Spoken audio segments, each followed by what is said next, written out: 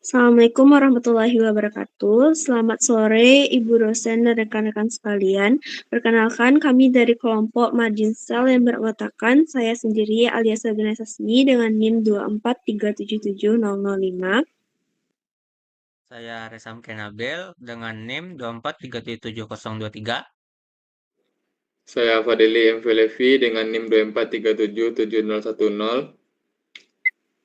Saya Cindy Khairunisa dengan NIM 243777007. Hari ini kami akan mempresentasikan hasil proyek mata kuliah Matematika Keuangan 2 mengenai valuasi, obligasi, dan analisis kurva imbal hasil atau yield curve.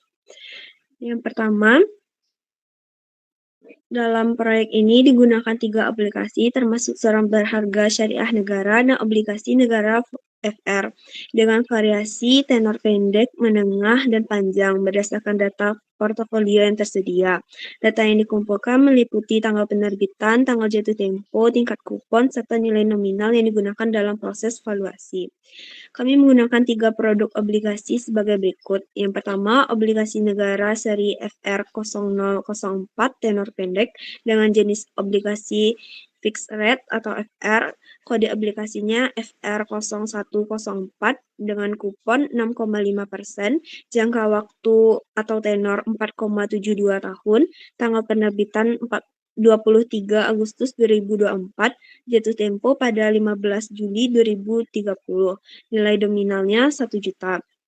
Yang kedua, obligasi negara seri FR 0091 tenor menengah dengan jenis obligasi fixed rate atau FR dengan kode obligasi FR 0091 dengan kupon 6,875%. Jangka waktu atau tenornya 6,58 tahun. Tanggal penerbitan pada tanggal 10 April 2021, jatuh tempo 15 April 2032, nilai nominal 1 juta. Yang ketiga, obligasi negara RI seri FR 0106 dengan jenis obligasi fixed rate atau FR dengan kode obligasi FR 00106, kupon 7,125%, jangka waktu 14,95 tahun. Tanggal penerbitan pada 10 Januari 2025, jatuh tempo pada 15 Agustus 2040. Nilai nominal 1 juta. Ringkasan data obligasi. Dalam hal ini kami akan melakukan pengaplikasian dari data yang didapatkan untuk memperoleh harga teoritis obligasi, yield to maturity atau YTM, durasi Macaulay, durasi modified, konveksi, serta sensitivitas harga terhadap perubahan tingkat bunga, yang mana frekuensinya semi-annually, dan YTM pada obligasi FR 0104 pada 4,96%, YTM pada FR 0091 6,22%, dan YTM pada FR 0106 6,6%.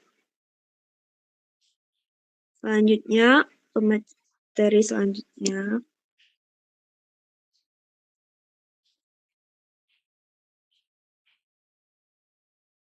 Baiklah, pada bagian ini kita ditugaskan untuk menggunakan data hasil perhitungan yield di bagian 1 atau data pasar lainnya untuk yang pertama menghitung yield curve, yaitu grafik antara yield dan maturity. Yang kedua membangun forward rate curve menggunakan metode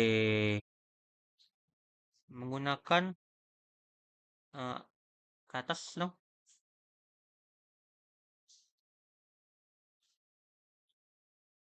Menggunakan metode bootstrapping atau pendekatan sederhana, dan yang ketiga analisis bentuk kurva normal, flat, inverted, dan implikasinya terhadap ekspektasi pasar. Di sini Kami memilih 3 obligasi pemerintah Indonesia (FR) dengan tenor yang bervariasi. Ada dengan tenor pendek yaitu FR 0104, tenor menengah yaitu FR 0091, dan tenor panjang yaitu FR 0106. Data ini kami dapatkan di Bibit dengan data yang ada yaitu tanggal settlement, tanggal jatuh tempo, kupon, harga transaksi, nilai jatuh tempo, frekuensi kupon, dan basis harian. Mulai dari bawahnya yaitu maturity dan terus ke bawah, kami menghitungnya menggunakan Excel. Mulai dari YTM dapat dilihat di Excel. Kami menggunakan rumus sama dengan yield, yang mana settlement, maturity rate, redemption frekuensi, dan ada basis. Yang mana kita memasukkan data yang sudah ada yaitu pada kolom C4, C5, C6, C7, C8, C9, dan C10. Dan mendapatkan hasilnya yaitu 4,96%. Dan begitu juga untuk obligasi pada FR 0106 dan FR 0091. Lanjut ke harga teoritis, kita juga menggunakan rumus Excel untuk mencarinya sama dengan price, yang mana juga menggunakan data settlement, maturity rate, yield, redemption, frekuensi, dan basis, yang mana dapat dilihat pada kolom di Excel sehingga mendapatkan hasil 106,31 untuk FR 0104 dan mendapatkan hasil 109,29 untuk FR 0106 dan hasil FR 0091 yaitu 103,39. Untuk harga modified duration kami menggunakan sama dengan duration, yang mana isinya itu settlement, maturity, kupon, yield, frekuensi, dan basis. Yang mana juga dimasukkan ke dalam rumus yang ada sesuai tabel yaitu D4, D5, D6, D11, D9, dan 10 dan mendapatkan hasil 3,93 untuk FR 0104, 9,17 untuk FR 0106, dan 5,20 untuk FR 0091. Dan untuk ke bawahnya teman-teman juga dapat lihat rumusnya masing-masing. Yang pertama dari moduli duration, teman-teman dapat lihat rumus seperti ini.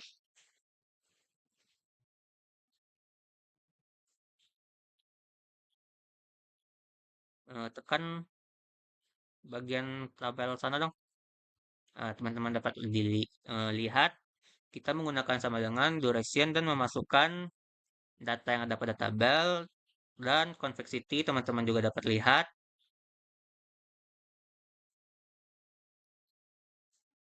Kami menggunakan price, juga memasukkan beberapa data yang ada di tabel, dan teman-teman dapat lihat untuk hasilnya.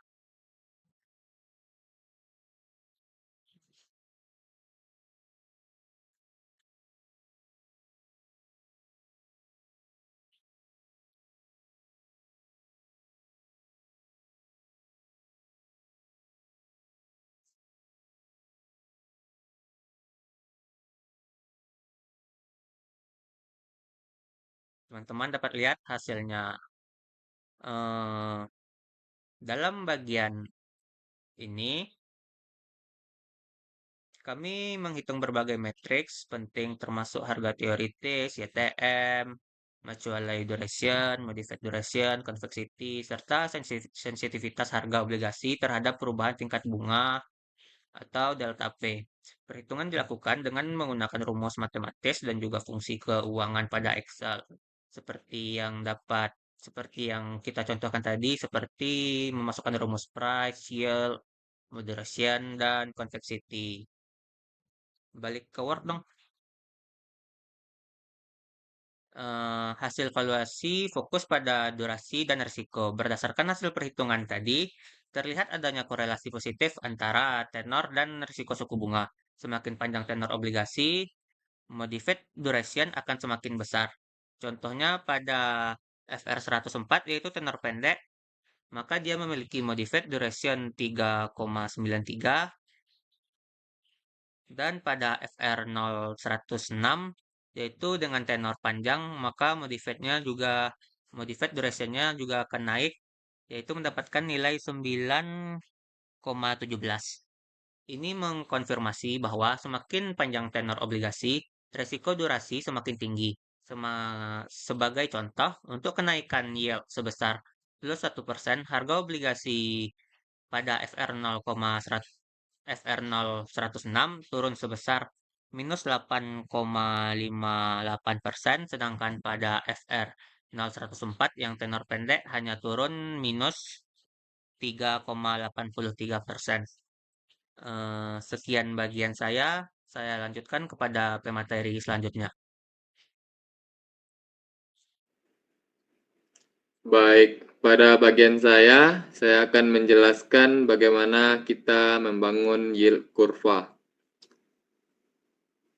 Dari 3 obligasi pemerintah yang digunakan dalam studi ini, data yang dipakai terdiri dari obligasi seri FR 0104, FR 0091, dan FR 0106. Dan dengan tenor 4,72 tahun, 6,58 tahun, dan 14,95 tahun. Sedangkan tingkat YTM-nya masing-masing adalah 4,56%, 6,23%, dan 6,16%. Setelah data diplot dalam grafik, kita memperoleh kurva YTM sebagai berikut. Yang pertama mengenai bentuk kurvanya, grafik menunjukkan bahwa YTM naik cukup tajam dari tenor 4,72 tahun menuju 6,58 tahun. Kemudian cenderung mendatar atau sedikit menurun pada tenor jangka panjang yaitu 14,95 tahun. Bentuk seperti ini disebut normal yield curve. Namun lebih spesifik lagi dapat disebut bumpy atau humped curve karena kenaikannya tajam di awal kemudian datar di akhir. Yang kedua, analisisnya, kenaikan YTM di tenor pendek menengah menunjukkan adanya risiko likuiditas dan risiko jangka menengah yang lebih tinggi, sehingga investor menuntut imbal hasil lebih besar. Namun setelah tenor 6,58 tahun, YTM tidak meningkat lagi, bahkan sedikit turun menjadi 6,16%. Hal ini menandakan bahwa pasar tidak mengantisipasi kenaikan suku bunga yang signifikan di jangka panjang. Dengan kata lain, ekspektasi jangka panjang pasar cenderung stabil. Yang ketiga yaitu implikasinya.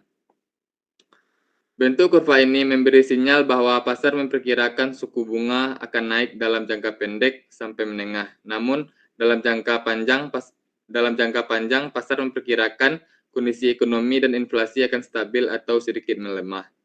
Dengan demikian, investor yang berinvestasi pada tenor menengah meminta kompensasi imbal hasil yang lebih tinggi, sedangkan investor jangka panjang tidak menuntut hasil yang jauh lebih besar karena secara ekspektasi risiko jangka panjang dipandang lebih terkendali. Scroll. Yang kedua, membangun forward rate curve. Selanjutnya, setelah membangun yield curve, kita membangun forward rate curve menggunakan pendekatan sederhana berdasarkan data 2 interval berikut. Periode 4,72 sampai 6,58 tahun, periode 6,58 sampai 14,95 tahun. Hasilnya, forward yield yang dihasilkan adalah 9,52% untuk interval pertama dan 6,10% untuk interval kedua. Pertama, bentuk kurva. Forward curve menunjukkan tren menurun atau downward sloping. Ini terlihat dari turunnya forward sloping Ini terlihat dari turunnya forward yield dari 9,52% menjadi 6,10%. Yang kedua, masuk ke analisisnya, forward yield sebesar 9,52% pada periode 4,72 hingga 6,58 tahun menunjukkan bahwa pasar mengantisipasi kenaikan suku bunga yang cukup tajam dalam jangka waktu tersebut. Angka ini jauh lebih tinggi daripada YTM spot saat ini. Namun, pada periode berikutnya, forward yield turun drastis menjadi 6,10%.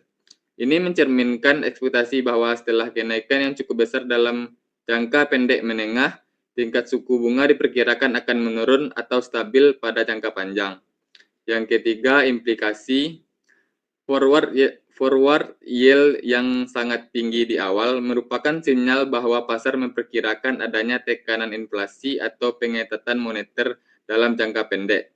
Sebaliknya, penurunan forward yield di periode 6,58 tahun sampai 14,95 tahun menandakan bahwa pasar percaya suku bunga tidak akan naik terus-menerus, bahkan bisa turun ketika kondisi ekonomi mulai stabil. Secara keseluruhan, kombinasi antara bumpy yield curve dan downward forward curve memberikan pesan bahwa pasar menghadapi ketidakpastian di jangka pendek, namun lebih optimis atau stabil pada jangka panjang. Selanjutnya, kesimpulan akan dijelaskan sama pemateri berikutnya. Terima kasih. Selanjutnya, saya akan menyelesaikan presentasi ini dengan membahas implikasi dari sensitivitas harga dan analisis kurva imbal hasil atau yield curve. Implikasi perubahan suku bunga delta Y. Kami mengukur persentase perubahan harga delta P jika YTM berubah kisaran 1%. Pada obligasi FR0104, apabila delta P jika YTM naik sebesar 1%, maka akan turun menjadi 3,83%. Dan apabila delta P jika YTM turun 1%, maka nilainya akan naik 4,02%. Pada obligasi FR0091, apabila delta P jika YTM naik 1%, maka akan turun 5,03%, dan apabila delta P jika YTM turun 1%, maka nilainya akan naik 5,36%. Dan pada obligasi FR0106, apabila delta P jika YTM naik 1%, maka nilainya akan turun menjadi 8,58%, dan delta P jika YTM turun 1%, maka nilainya akan naik 9,75%. Hasil ini secara definitif menunjukkan bahwa FR0106 adalah obligasi yang paling sensitif atau volatif. Penurunan YTM 1% dapat memberikan capital gain sebesar 9,75%. Sebaliknya, instrumen tenor pendek atau FR0104 memberikan perlindungan terbaik terhadap kenaikan suku bunga. Analisis kurva imbal hasil dan forward rate. Yang pertama adalah yield curve atau kurva YTM versus tenor. Bentuk kurvanya secara umum upward sloping atau normal. Lalu, diinterpretasi, kurva normal menunjukkan ekspektasi pada pasar terhadap pertumbuhan ekonomi dan kenaikan inflasi atau suku bunga di masa depan. Investor meminta imbal hasil yang lebih tinggi untuk mengompensasi risiko investasi jangka panjang. Selanjutnya ada forward rate curve. Bentuk kurvanya adalah downward sloping atau menurun dengan tingkat forward 4,72 sampai 6,58 tahun adalah 9,52% dan tingkat forward 6,58 sampai 14,59 tahun adalah 6,10%. Interpretasinya, penurunan tingkat forward ini mengindikasikan adanya pandangan bahwa suku bunga jangka pendek di masa depan akan berada di bawah tingkat suku bunga saat ini, yang dapat menjadi sinyal adanya potensi perlambatan ekonomi atau ekspektasi kebijakan moneter yang lebih longgar. Kesimpulan akhir proyek kami adalah yang pertama adalah risiko durasi. Semakin panjang tenor obligasi, durasi modifikasi semakin besar dan semakin tinggi risiko suku bunga. Yang kedua, profil investor. Pemilihan obligasi pendek, menengah, atau panjang harus selalu disesuaikan dengan risk appetite investor, di mana obligasi panjang menawarkan return tertinggi namun dengan volatilitas harga yang juga tinggi. Yang ketiga adalah sinyal pasar. Adanya kontradiksi antara yield curve normal atau forward rate curve menurun memberikan sinyal bahwa pasar sedang mengalami ketidakpastian antara ekspektasi jangka pendek yang bullish dan kekhawatiran jangka panjang yang bearish. Demikianlah presentasi dari kami. Saya kembalikan kepada moderator. Demikian presentasi dari kelompok Margin Sal. Terima kasih atas perhatian Anda. Kami membuka sesi tanya jawab. Assalamualaikum warahmatullahi wabarakatuh.